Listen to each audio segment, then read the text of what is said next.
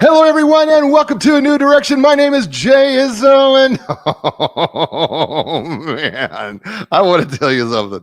There are times, when, I tell you there's these books, and last week, we talked about success mindsets, right? And it was so good. Matter of fact, one of the most downloaded episodes of all time, it was last episode. Just you people all over the world. We're in almost 100 countries, and you absolutely just blew it out of the water downloading the last episode. So guess what? He's back. Yes, sir. Yes, ma'am. Dr. Ryan Gottfredson comes back for part 2 of Success Mindsets.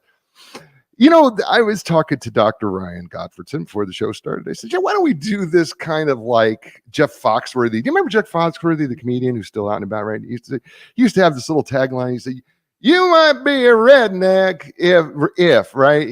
So we're going to do, if you have a bad mindset, you might be, right? This is if. And we're going to dig into these mindsets, especially the negative side, because we can be in such denial about these mindsets. By the way, and Dr. Ryan, help me out with this. It's ryangottfredson.com/success mindsets. Is that correct? Yep, that's the link to the book. If anybody wants to take the mindset assessment, you can just go to my homepage, ryangottfredson.com, and it's really easy to find it. Yeah, so just plug in your email, get the assessment to check on your mindsets. Now, here's the thing, folks, and I know we're going to get to the show, but here's the thing. Having taken this and having given it to several people, the one thing is we have a tendency to say, well, this is the mindset I believe I have, rather than the reality, this is the truth about my mindset. And so you need to be honest, because you're not going to break through your fixed mindset or your prevention mindset or your closed mindset or your inward mindset if you're not being honest about what you are when these questions are asked. So be honest. Take it again. It's Ryan, GOTTFREDSON.com. All right. Go to his page, take the assessment, buy the book. How about that? I dare make a plug there for that. All right. Now, before we get to Ryan, we do what we do every week, right? We talk about the 4 areas in your life and how you're doing. And we're going to do these real quickly because I do this every week. But we're 4-part people: physical, mental, emotional, spiritual, right? We evaluate ourselves on a scale of 1 to 10. 1, our training in each of these areas is as bad as it can be. 10, our training cannot get any better. So from the physical area, on a scale of 1 to 10, how would you rate yourself physically in terms of getting enough exercise, eating right, drinking enough water, getting enough sleep? 5 is average, right? Don't worry about the number. That's just a number that you're giving yourself of where you're going to start to do better from, right? We're not going from a 3 to a 10. We're going from a 3 to a 3.5, right? So I need you to think about whatever your number is. How can I get just a little bit better? What can I change? All right. Second number is the intellectual number or the mental number, right? 2 halves of the brain, right half creative, left half more logical. What are you doing to improve yourself? What are you learning? Key is learning. You got to be an active participant in your learning. If you are not actively participating in learning, right, what happens is you're not growing. And if we're not growing, guess what? We don't stay static. We actually die. So we have to be an active participant in our learning. By the way, key to a growth mindset or a promotional mindset or an open mindset or an outward mindset, learning. That hurt, didn't it? Okay, so that's that. So on a scale of 1 to 10, how would you rate yourself? Okay, good. Number 3, emotional. 2 keys, right? 1, how well are you able to control your emotions when you're under stress, when you're under pressure, when you're hungry, when you're tired, when people cut you off in traffic, when you have to stand in the store because the person in front of you can't find their checkbook or their credit card? How well you to control your emotions? And then 2, how well are you able to actually sit, listen, and really tap into and understand the emotions of other people? What would you give yourself combining those 2? Scale of 1 to 10. Right? Okay, by the way, you're in control of your emotions at all times. You can always improve your emotional vocabulary, and you can always be a better listener. All of us can. All right, 3 numbers, 4 numbers spiritually. Look, it's the spiritual aspect of it. And you know what? My wife gave me something, and all of a sudden it just blanked in my mind, and it was so good. But the truth of the matter is, you know what? Ultimately, we live by faith in everything that we do. Right now, You woke up today not knowing you were going to wake up today because you believed you were going to wake up today. We walk by faith. We put our faith into things that we do not see. If you remove the physical, the mental, and the emotional, pretty much left the spiritual. In the midst of chaos, what gives you peace? What gives you joy? Right? That's all spiritual stuff. Right? For some people, it's God. For some people, it's meditation. For some people, it's nature. Whatever that may be, is it working for you? Are you getting out of it what you need to be at peace in the midst of chaos, to find joy in the midst of your chaos? Is it working? If it's not, you need to change it. You need to keep searching, right? So so what's your number there, right? So you got 4 numbers. There's 4 numbers like the tires in your car. If your tire pressure is, not at the right level, what happens? The car goes the wrong way. It leans. Maybe you have a car tire that's a little out of sync, right? The car just doesn't run right. Same thing with you. If those 4 areas aren't at the right levels, we just don't run right. By the same token, so we want to bring them up to the right level, the right height, and we want to be able to roll our car ourselves throughout this life, and because it's going to give us more resilience, and it certainly helps in our attitude and our effort as well. My guest, who has his tires all inflated exactly where they're supposed to be, is Dr. Ryan Gottfredson. Dr. Ryan Gottfredson, cutting edge leadership development author, researcher, consultant, and I would argue a fabulous speaker. And as a professional member of the National Speakers Association, I have to tell you, hire him to speak. He is absolutely brilliant. He is also leadership professor of the College of Business and Economics at California State University, Fullerton. As a consultant, he works with organizations developing their leaders and improve their culture and collective mindsets. He is a Wall Street Journal, USA Today bestselling author of this book, Success Mindsets. And he's agreed to come back on the show in January with his new book entitled The Elevated Leader, Level Up Your Leadership Through Vertical Development. And I've got to tell you, I've been perusing that book. Awesome. He's worked with top leadership teams like CVS Health, you've heard of them, Deutsche Telekom, you've heard of them, dozens of other organizations. He's been published in a variety of journals and magazines, things like Leadership Quarterly, Journal of Management, so many more. Ladies and gentlemen, please welcome back to the show for the second time and not the last time, Dr. Ryan Gottfredson. Welcome back, Ryan. Hey, thanks, man. This is humbling. I got on twice. I must have done something right the first time. So it's awesome. Well, everybody was like, "Oh, this is so good." My wife goes, "That was the best show you've ever done. That show was so awesome." She said that was an awesome show. Oh, it's so great to hear. Good. And I have people. My wife's best friend. She said that was really such a good show. Gosh, is he good? And I was like, "Well, guess what? You're gonna get him back again a second time. We're gonna do something." All right. So, ready or not. All right, ready or not, here we go. All right, so let's dig into these. We kind of gave a general overview of the book before, and which has been cool, and people just dug it. But then I had an experience with one of my coaching clients where I had them take your assessment, and we started. He took the assessment, and he came up, high on all 4 areas. I'm like, something's not right here, because I know my clients. I know can't be in the top 1/4 percentile and all of these things, right? And so we started doing some digging, and I went back through the notes that I have in the book and did some digging, and I started to realize, well, he was answering this as how he pictures himself, not how he is, right? And I think this is a common mistake. And you tell me, you've done this research more than I have. Is it common that people want to see themselves in a more favorable light when it comes to these mindsets? Yeah, for sure. And it's kind of the Dunning-Kruger effect. We always think that we're better than we really are.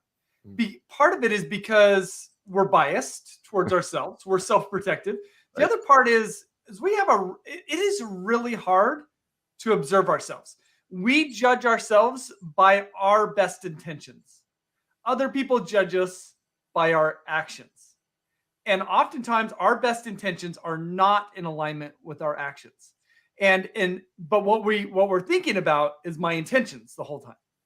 But what we have a hard time seeing is how do other people see us based upon our actions? So self-awareness, here's the statistic. People could go look up this TED Talk. It's by Tasha Urich on self-awareness. What she's found is that 95% of people think that they're self-aware. Any guesses on how many people are actually self-aware? I got a feeling it's pretty low. 15% at best. are actually self-aware by having people go through assessments about their self-awareness, how other people see them as being self-aware. And one of the things that she says in her TED talk, that means that 80% of people are lying to themselves about themselves. Do you know how funny and absurd that is?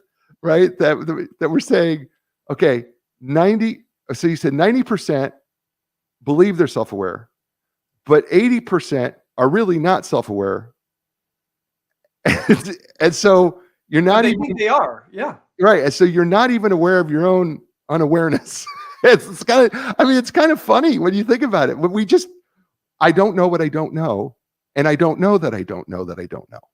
I mean, that's really what it's saying.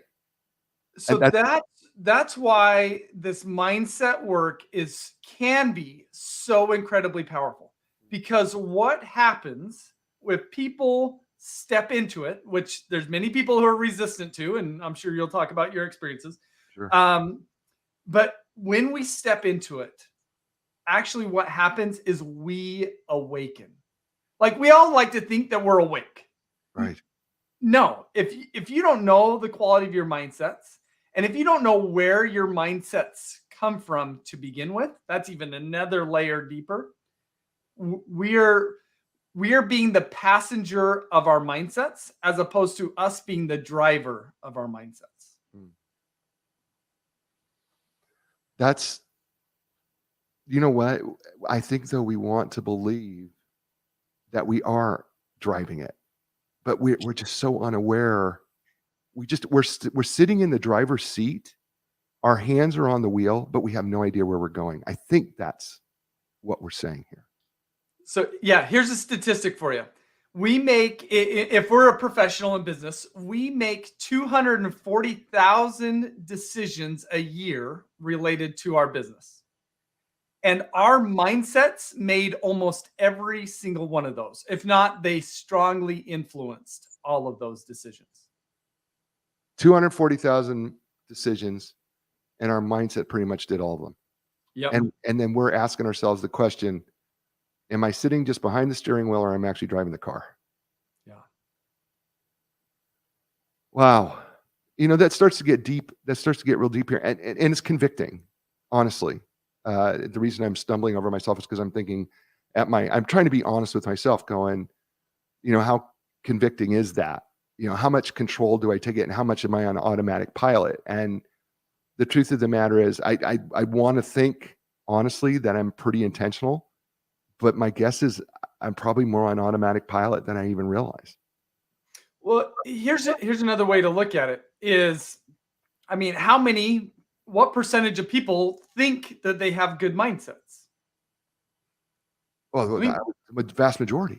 Yeah, right. They say, well, we kind of think, well, if I thought I could have better mindsets, I would have changed them already. But and I think I mentioned this last time, but we've had 30,000 people take my mindset assessment, which assesses 4 different sets of mindsets.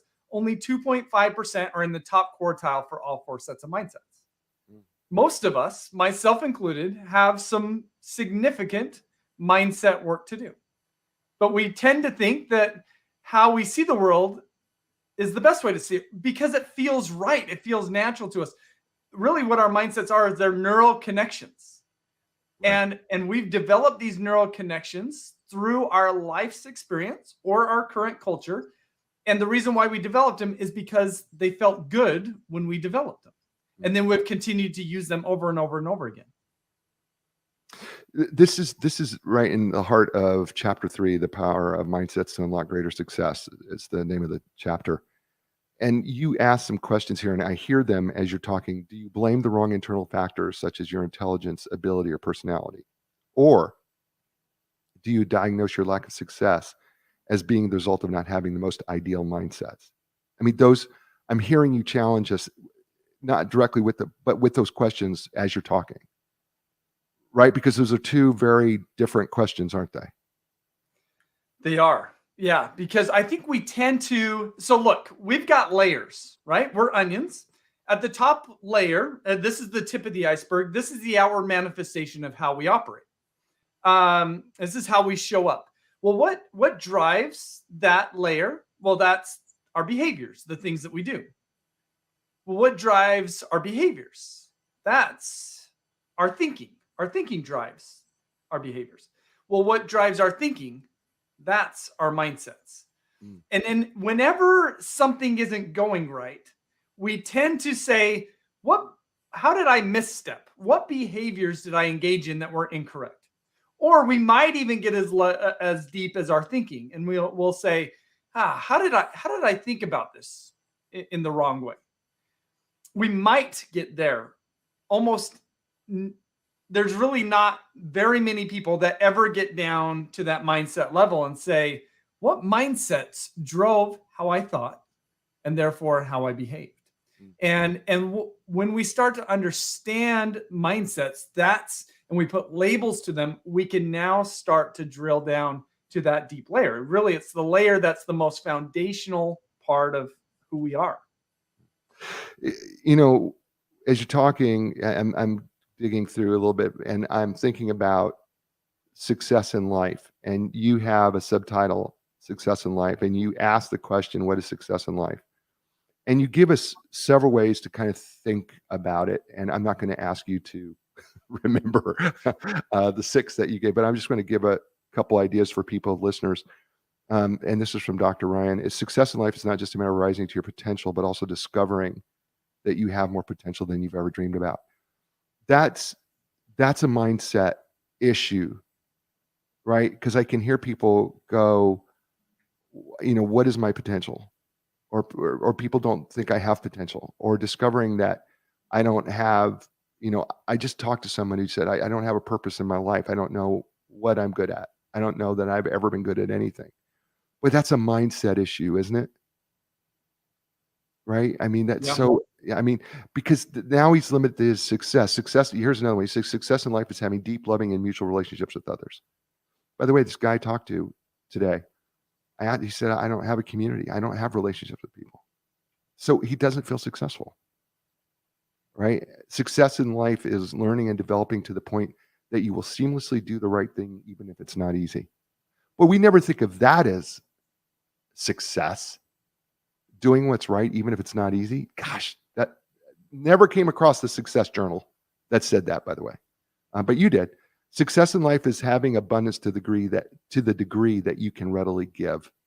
That's beautiful.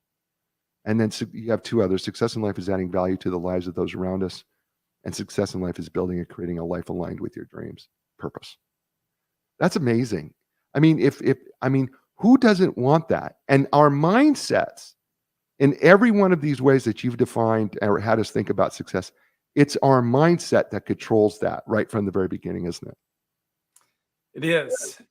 And the thing that holds us back for any of those different aspects of success is ultimately fear. And one of the things that's been really powerful for me to learn and understand is that when we have more of the negative mindsets, the fix, close, prevention, and inward, those are signs that we are carrying around fear. And as a way to protect ourselves, those are the mindsets that come out of it. Generally, the fears that we're carrying, if we have those mindsets for fixed, is we have a fear of looking bad. If we have a closed mindset, we have a fear of being wrong. If we have a prevention mindset, we have a fear of having problems. And if we have an inward mindset, we have a fear of getting passed up or not being seen. And if we carry around those fears, and we may not even be conscious of those fears, right? Get this. This is a coaching. I would say for 15% of the executives that I coach, I walk them through this coaching exercise, and we get to a point where I ask them, what fear is going on here for you? And for 15%, they say, I don't have any fears. I'm not driven by fear. And I'm always left kind of scratching my head. I'm like, do you not have fear, or do you just not in touch with your fears? I happen to think we all have fears. So, yes, we do. So when this speaks to the question you asked even before we started. What leads somebody to be in denial about their mindset results? It's ultimately fear, that it says something about them at a really deep level. And it's a protection mechanism. Whenever we get defensive, it's a protection mechanism. It's our body's nervous system's response. We've been programmed that way. But then when we start to investigate our mindsets, what we start to ask the question is, am I programmed for success? What is my programming? And it gives us the opportunity to change our programming if it's not in alignment with the best version of ourselves. His name is by the way, is he great? Dr. Ryan Gottfredson is with us again. The book is entitled, the best-selling book, by the way, Success Mindsets, Your Keys to Unlocking Greater Success in Your Life, Work, and Leadership. By the way, folks, we're just getting started. Wait till we start digging into these mindsets. You're listening to him here on A New Direction. Folks, Epic Physical Therapy, my physical therapist. I think they should be yours too, by the way. They're fantastic. They work with people like me and you. They work with professional athletes from all over the world. Listen, they understand the need to treat your body as a functional whole, not just your symptoms, your energy. So when you're ready for epic relief, epic recovery, epic results, go to epicpt.com. That's EPICPT.com. And Linda Craft Team Realtors, for more than 36 years, they have been helping people transition in their lives. I want you to think about it for a second. Every place that you ever lived, we kind of remember them, don't we? And every place that you've ever lived is a transition in your life, right? There's something significant that you can pin and say, I was in graduate school. For me, graduate school, I was an undergrad. I got married. Or it was apartment, or it was a house, right? Some significant transition. That's what they do at Linda Craft Team Realtors.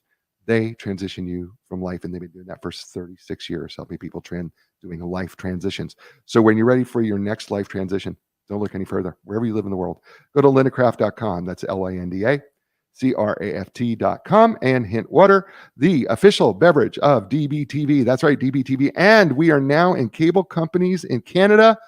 Hello, Canada. And we are so glad that you're watching us in the great country of Canada, and also Germany, Ireland, and several more. We are so grateful to be on your cable station watching DBTV and A New Direction. Thank you. Get yourself some Hint Water. That's just a hint. And we're back here on A New Direction with Ryan Gottfredson and Dr. Ryan Gottfredson. And we're talking about his book, Success Mindsets. And we're about to dig into these mindsets. Let's go fixed versus growth mindset. And you put these on a continuum that we're somewhere in between there. I have a tendency, and this is my fault, because even when I write this up, I have a tendency to think of ourselves as either fixed or growth, but it's really a continuum, isn't it? It is. Yep. So this is where it's helpful to see that our mindsets are literally neural connections in our brain. They're specific neural connections that take in information and process that information in unique ways, and then that activates our response to it. And we all have a fixed mindset neural connection, and we all have a growth mindset neural connection. And when we're thinking about the continuum, it's what's the strength of one mindset neural connection to the other. Because the stronger the neural connection, the more readily we process information through that neural connection. So there's some people who have really strong fixed mindsets and then really weak growth mindsets, or vice versa. And then there's others where maybe it's a little bit more even, and that it kind of depends on the context in which they filter information through that fixed mindset or through that growth mindset. So that's what's going on at a neurological level. And that's why we can exist on a continuum. So we all want to think we're in growth mindset, right? When you ask people, they'll go, oh no, I'm all into growth. I am, Dr. Ryan, I am so into growth. I am grow. That's who I am. I'm all growth. But then you might be fixed if what? How can we, what are some telltale signs that we may be in this fixed mindset? What's interesting is there are very few executives that I've worked with that actually have a growth mindset. Shut the front door. This is the one that executives struggle with the most. Yeah. And they all say to me, I've got a growth mindset. Hey, this is wrong. I've got a growth mindset. And then I walk them through a coaching exercise and where we dive into their fears. And I'm gonna look up some of these. They'll say we'll come to these in the coaching exercise. They'll say things like, if I use my creativity, then I'll look stupid. Whoa. If I use my creativity, then I'll look stupid? Yeah. And so is that fixed? Is that a fixed mindset? It's a fear of looking bad. Okay, let's talk about the fear thing for a second here, because I agree with you. I wanted to, because this fear thing is much bigger. Because shame, I want to go to shame.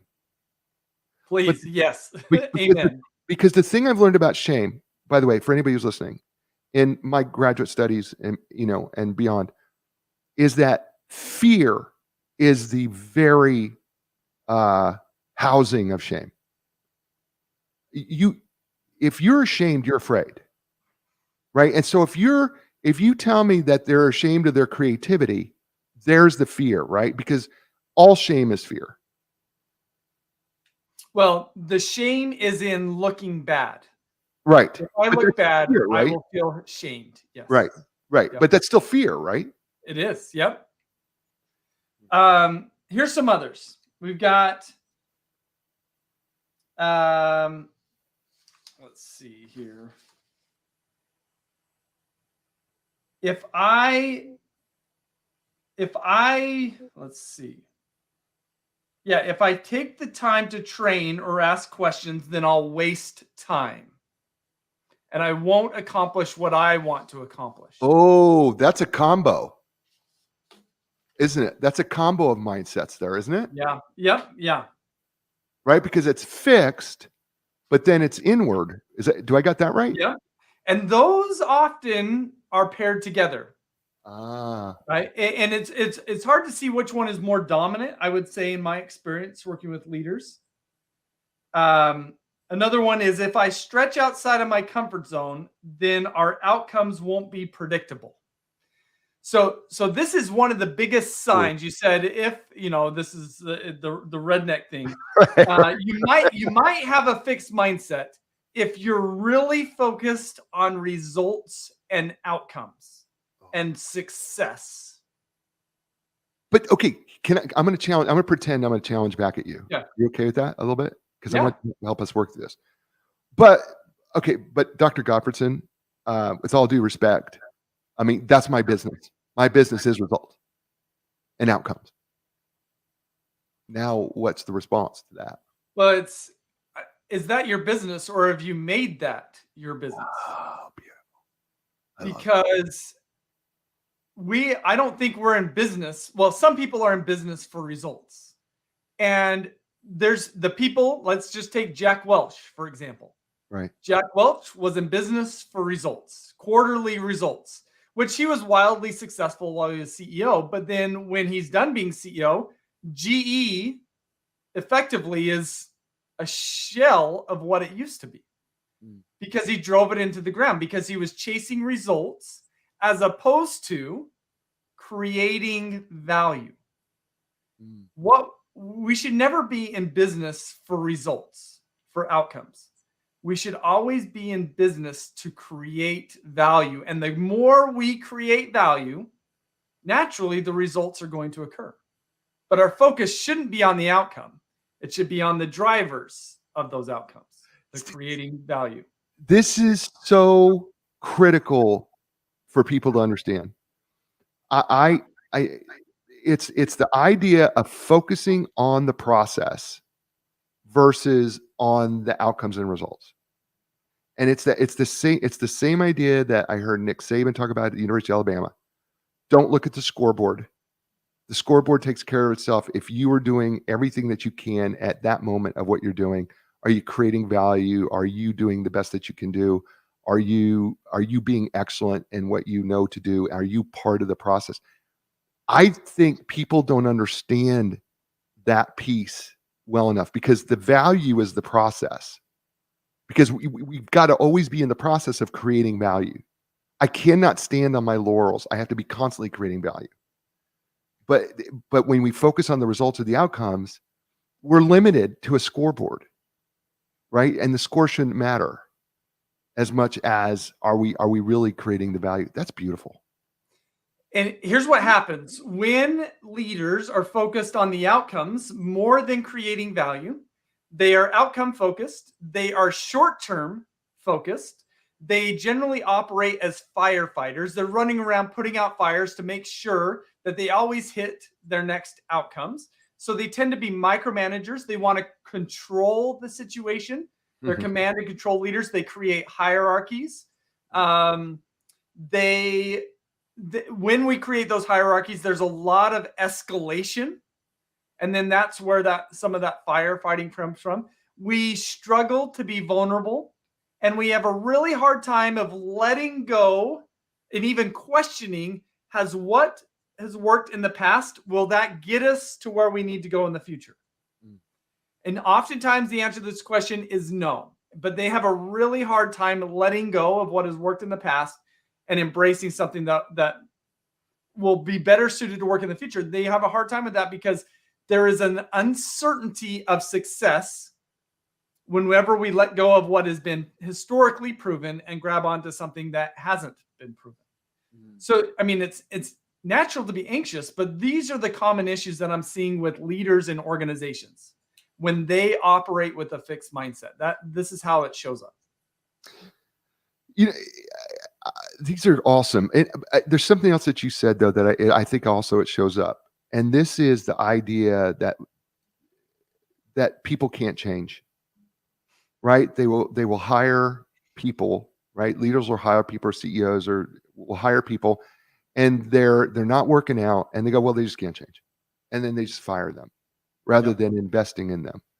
Because when you have that fixed belief that people can't change, matter of fact, I've heard coaches, and it makes me cringe. Tell me if this makes you cringe as a coach.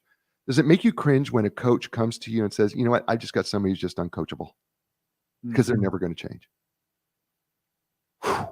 It just makes me cringe inside, right? Because you've got a fixed mindset that they can't. To me, it's like, okay, well, maybe you're not the right coach, but anybody can be coachable. Yeah. Do I got that wrong? No, you're spot on. The research has found is that leaders with a fixed mindset will provide less quality and less quantity feedback than leaders with a growth mindset. Because those of the growth mindset inherently believe that their people can change. So they're willing to make the investment. Those are the fixed mindset. It's kind of like you either work or you're fired. That's kind of the two options. One of the things that you talk about, this fixed mindset area, that I thought was interesting is when these people with the fixed mindset, when they start to fail, they see themselves as a failure. That's pretty harsh on yourself, isn't it? Isn't failure part of it? Isn't failure part of how we learn and grow? Well, let me even just share with you just a really easy way that this shows up. So I'm a college professor, and what research has found is there's kind of two different types of students. There's the types of students who they generally don't raise their hand in class. But if they're going to, it's only when they know they have the right answer, right? Because they want to be seen for being smart. Like these are the fixed mindset people. If we have a fixed mindset, we're really hesitant to raise our hand if we aren't sure we have the right answer. But the people who have a growth mindset, they actually love raising their hand, even when they aren't sure they have the right answer. And the reason why is because they know that if they throw it out there, they're going to get immediate feedback on if they're right or wrong, which will help facilitate the learning process for them. That's so good. So we've got most students have this fixed mindset. They just never want to raise their hand and never want to comment because they're so afraid of how their peers might see them if they say something wrong. But then we've got another group of students who have this growth mindset, and they're like, I don't care if other people see me as saying something wrong. I just care if I learn and master this material. And this is one of the best ways for me to learn and grow. I got to tell you what, I was one of those kids that only would raise his hand if I thought for sure I had the right answer. If I was 99% sure, I'd raise my hand because I was afraid of looking foolish.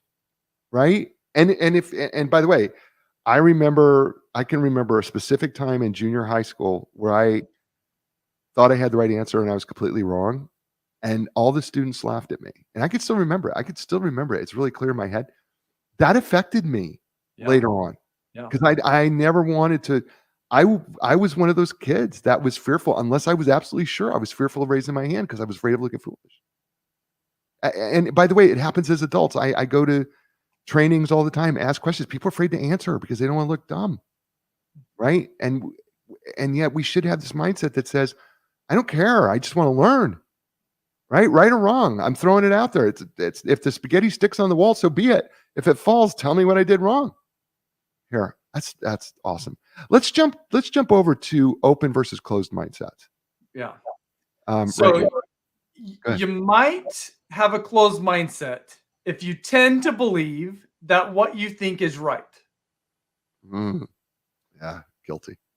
Right? If you see the world in black and white, it's probably a pretty strong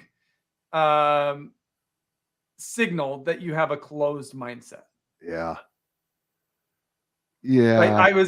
I was on a coaching call this morning with the CEO, and he brought up a quote by Yoda, and I'm going to butcher it, but he's the sci-fi guy, and he says, "You either do or do not. You do not try." Right? And that's just such a black and white thinking. And I'm just thinking, there is no space for complexity. Right. Like, you're carrying around this black and white metaphor, and I just wonder, it's maybe simplifying things for you, but I wonder if it's really serving you well. But our tendency, Dr. Gottfredson, is to want to have the shortest distance between two straight, the straight line between two points is the shortest distance between two straight points is a straight line. And we want to straight line it because I know I saw this growing up in my household, that it was easier for things to be black and white than it was to have gray area.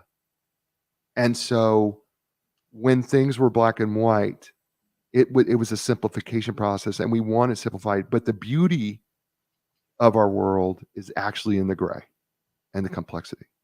Well, I would say, yeah, it's not even gray. That's where the color exists, right? It's not black and white. It's color that we're missing out of when we see that. Yeah, I just, but it's complicated, and we don't want complicated. And matter of fact, what we do, and you talk about this here in Open and Closed Mindsets in chapter 9, you also bring up that what we not only want it to be black and white, binary, ones and zeros, we also will start to look for information to support or validate it. Yeah. Right? Because, and God forbid that we should come across any information that might imply that we could be wrong. Yeah. Well, and because we can't deal with that. This is where you talk about too, this is the ego problem, isn't it? Yeah, one of the primary ways where it shows up, for sure. Yep. And so this is also where you talk about, you might have a closed mindset if you provide answers rather than ask questions. Yeah. Right. Because that's the opposite. You might be a closed mindset person if you make no attempt to understand other people's positions. Right? I mean, this is real. This is the reality where we have to really check ourselves, and our ego's at the door, pun intended. But we really do have to check it at the door, because we are so stuck in living in our own egocentric world. We just believe what we have is right. And we believe our political perspective is right. Whatever that happens to be. Well, whatever that happens to be, right? We stand on that side. And here's the thing that's so bothersome to me about that.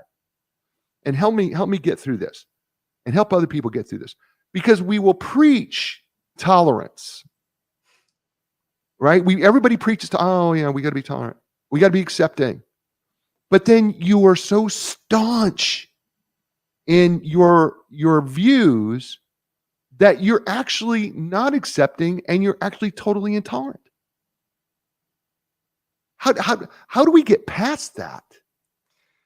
I think there's one of the things I see it in religious groups. I see it with political groups. Is there's an affinity towards the concept of truth. Mm. I have the truth, or we have the truth. This is the truth. Mm. And I see that there's positives that could come out of that. Don't get me wrong. Mm. But also at the same time, what we're also saying is that our mind is our bucket and our bucket is full. Mm. There is no wiggle room for any alternative perspective. Mm. And it's not about, and we talked about this last time, it's not that we can't take a stand on something. We could always take a stand on something. We could always have a stiff back. But really, what we've got to have with an open mindset is we've got to have a soft front. Are we willing to take it in, to hear the perspectives of others? Let me share with you a way that I've seen this show up politically here in Southern California. California is home to half of the United States homeless population. Homelessness is a pretty big political topic here. I happen to believe that, and there's a lot of people that are making decisions related to homeless people who have spent very little time talking to homeless people. I happen to believe that if you are going to put a stake in the ground related to homelessness, you should probably talk to 25 to 50 homeless people and learn about their lives experience before you put a stake in the ground. And I just don't see a lot of that happening. Yeah, well, it's because, again, regardless of what the topic is, regardless of what the piece is, I mean, I don't know how much people have done studying religions of the world, or even in the different denominations within the Christianic world, but every one of them, if you study them, is because they think they're right and they have the right information of how to present their denomination or present God in their denomination, right? Yep. It's the reason why we have Baptists and Methodists and Lutherans and Episcopalians and, right, all these Protestant and Catholics, and, right, we have all these different, right? Why do we have them? Well, it's because they think they're right. They think that they understand it right? And then they get closed off whenever they're challenged, right? No, we can't have that. Well, here's what happens. And this is the good thing about it. There's an element of good, but it's also limiting. It's when we say that we are right, what we're really doing is it's like we're building a castle around us. And what that does is it helps us on the inside feel safe. But what it inhibits is the flow of information from the outside. That we actually become insular, and that again makes us feel good, but actually overall limits our growth and development in the long term. And so the reason why we love truth, the reason why we love certainty, is because it helps us to feel safe. But I'm not sure that that's the most cognitively and emotionally sophisticated way to operate. His name is Dr. Ryan Gottfredson. The book, Success Mindset, Your Keys to Unlocking Greater Success to Your Life, Work, or Leadership. You're listening to him here, thankfully, on A New Direction. Hey, folks, Epic Physical Therapy. And I keep talking about them because, you know what? I love them. That's one of the big reasons. But they offer the most top of the line advanced equipment and the Ultra G anti-gravity treadmill, Normatec compression sleeves, game ready. They also are certified in the most comprehensive cutting-edge treatments like blood flow restriction therapy, dry needling, cupping. That's just a few. Listen, when you're ready for your epic relief, epic recovery, epic results, don't look any further. Go to Epic Physical Therapy. It's epicpt.com. That's EPICPT.com. And Linda Craft Team Realtors. Yes. For more than 36 years, they've been helping people transition in their life. That's what purchasing a home and selling a home does. It's a transition. You can market anywhere in your life, wherever you've lived. And that's what they help people do. And they've been doing it successfully for 36 years. So no matter where you live, when you're ready to make your life transition, make it with the transition experts, the life transition experts. Make it with Linda Craft Team Realtors. That's lindacraft.com. That's LINDACRAFT.com. And we're back here on A New Direction with my friend, Dr. Ryan Gottfredson. And as much as I enjoyed last week, I'm enjoying this week so much better. I'm so selfish. I'm so stinking selfish. I know it is. That's an all inward mindset right there. I'm just gonna be completely honest. No, with we're creating value, Jay. We're creating value. That's what we're doing, because I got to tell you something. I feel so stinking selfish because I'm enjoying this so much. All right, so let's dig into the next set of mindsets here, and this is the promotion versus prevention mindset. Yeah. And so, I know we've talked about this a little bit, but I'm going to have you dig into the promotion prevention mindset a little bit deeper here, because I grew up again in a family that was a prevention mindset family. And I think more people are that way. So just go ahead and dig in and talk right there. Talk about it. Yeah, well, let's stick with this redneck theme. I'm liking it. Maybe I need to hit the road with this. This is good. So you might have a prevention mindset if you really dislike risk, right? You might have a prevention mindset if you're really fearful of taking on debt. You might have a prevention mindset if you don't want to be an entrepreneur. You may have a prevention mindset if you don't have a clear purpose for your life. You might have a prevention mindset if you have a really hard time, if you have family members, like a child who causes a problem or makes a mess and you can't deal with it effectively. So those are maybe all symbols. What it suggests is that we are more comfort focused than we are purpose focused. Does that show up for you at all, or your experience? And Yeah. So, well, it does, because I came from a family that was worried about losing things, right? And so when you're afraid to lose something, you have less of the idea of going out to get something, to believe that you can achieve something, or that you can be greater than, because you keep trying to protect everything that you have so that you don't lose it, or you hoard things, right?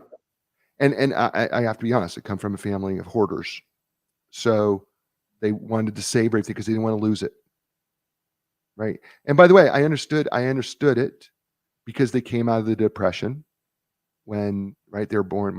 I'm older, and so they came out of the depression, and that silent generation where they lost everything. They saw their parents lose everything during that time. So, and then trying to regain it. And so they had a mindset of, I just don't want to lose anything. So my father, for instance, he would never take a risk in the stock market. He would never take a risk. He always felt like his excuse would be, I remember this, my dad would say, you know what? You don't play the stock market because it's just gambling. That's all it is. It's just gambling. You might as well go to Vegas. And I'm like, Dad, the stock market has nothing to do with Vegas. There actually is, but that was his mentality. And he didn't want to invest in anything because investments were risky, right?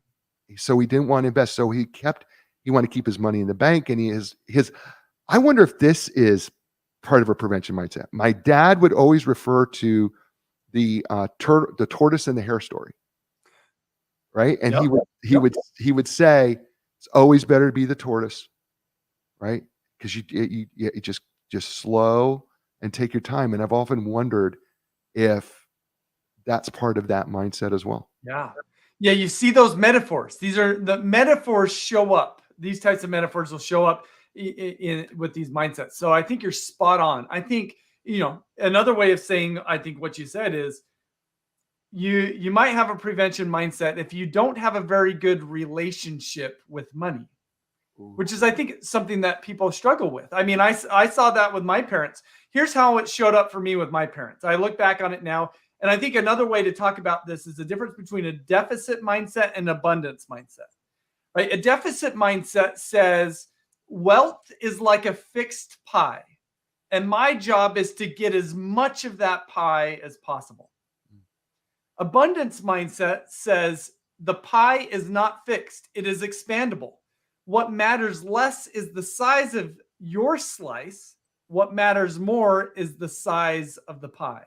Mm. And so what that means is, do you believe that you can change the size of your pie?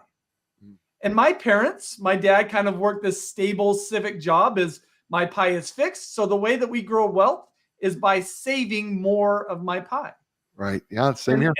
and I had to get over that. Right? I never wanted to be an entrepreneur. I never wanted to take on debt for that very reason, is I used to see money in that way. And I'm going to give a lot of credit here to a book that I read that changed everything for me when it comes to money. And it's a fantastic book. It's called You Are a Badass at Making Money. It's written by Jen Sincero. Like, Okay. I'm a finance major. Like, I feel like I get monetary principles. Right. But I've always had a terrible relationship with money. And it wasn't until I read that book that I realized it. And it's like, oh my goodness, if I ever want to achieve my financial goals, I cannot see it as a fixed pie. I've got to be able to see this as an expandable pie. And as soon as I made that shift, I said, well, I want to start up, I want to be an entrepreneur, and I want to take on debt to do so. Because that's the only way that I'm going to expand my pie. Or it's a fairly quick way to expand my pie. And that's what's happened. And I would have never done that if I kept with my prevention mindsets that I feel like I was raised with. I love that. All right. So let's dig into the final set here.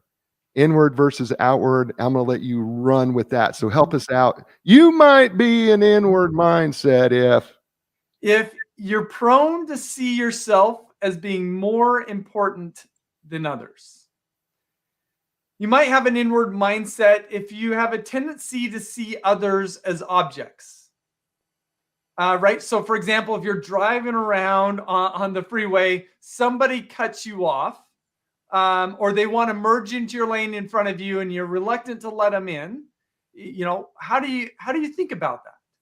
Are we more protective about ourselves, saying, no, this is my spot in my lane, I don't want to let you in? So you might have an inward mindset if you are more focused on your own success than you are your team's success. You might have an inward mindset if you think that the world revolves around you. You might have an inward mindset if you kind of feel like, if you're a leader or an employee, if that you're hiring people to help you be successful. Because you see, the leaders with an outward mindset see it the other way. They say, I am hiring people to help them be successful, because I know that the more they could be successful, of course, naturally, I will be successful.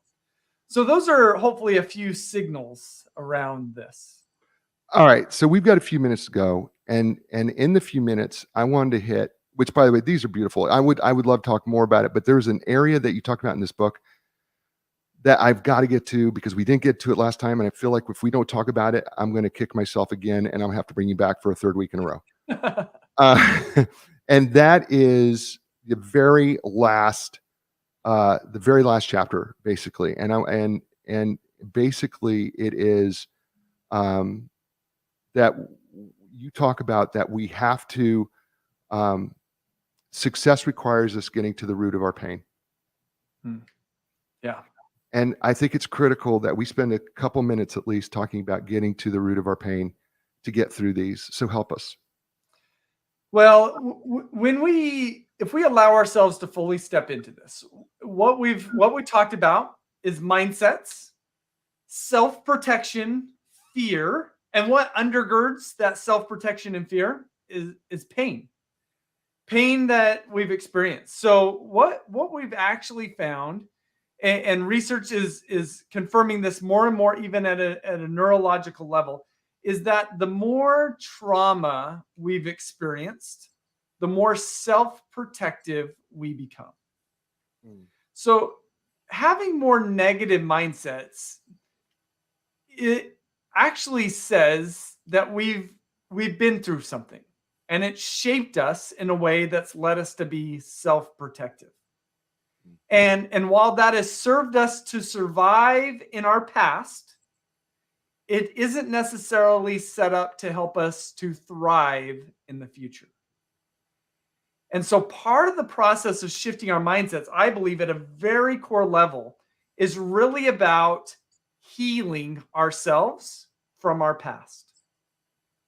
And that generally means that at some level we've got to be willing to step into the pain. Because if we aren't willing to do that, we're going to continue to live in denial, and our mindsets are going to continue to drive us below the level of our consciousness. It's only when we're willing to step into that we now to start to become the driver of our mindsets as opposed to the passenger of them. That is as beautiful as it gets, and it is the best way to end this show. Ryan, tell people how to get a hold of you, because this is beautiful. Oh, this is great conversation. Thanks for having me on. Best place is my website, ryangottfredson.com. If you happen to be on LinkedIn, that's where I'm the most active, and would love to connect with anybody there. Stay with me, folks. This is the show, right? I say it every week. You're in control of three things: your attitude, your effort, and your resilience. The truth of the matter is, regardless of your circumstances, regardless of what's going on in your life, you have control of your attitude. You have control of being excellent. That's your effort. And you have control of getting back up again. I hope what Dr. Ryan has said to you today has impacted you like it's impacted me. Folks, we can't be in denial anymore. We have to look at ourselves. And we have to look at ourselves deeply. I'll be back next week. It's going to be another great guest. It's going to be another great book. It's going to be another great show. As I say to you everywhere, all over the world, thank you and ciao, everybody.